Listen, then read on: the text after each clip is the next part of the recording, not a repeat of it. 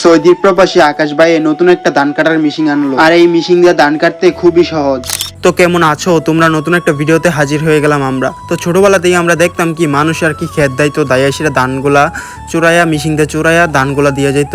তো এখন দেখেন মেশিন বাড়িয়া মানে ডাঙ্গা মাঙ্গা সব খেতেই ফেরা জায়গা, খালি ওদের ধানগুলো আপনারা দিয়ে যা।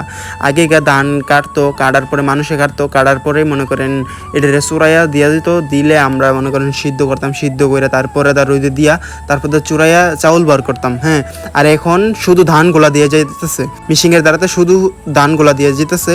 আর আমরা খালি এখন সিদ্ধ করব, রোদে দেবো, তারপরে চুরাবো, চাউল আয় পড়বে। ঠিক আছে, দেখেন কতটা সহজ হয়ে গেছে, কতটা সহজ হয়ে গেছে।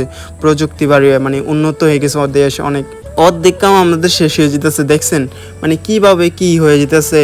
মানে এই ডাঙাগুলো দেখেন কিভাবে পড়ে যেতেছে পিছন দিয়া, আর সব মানে ধান ভিতরে জমা হইতেছে, পর্দা এটি বাই করে দিব, বুঝছেন?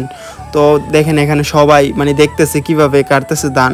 তো এইরকম প্রযুক্তি আয় পড়ছে দেশের মধ্যে, মানে এখন মানে যারা কাজ করে তার বাদ নাই।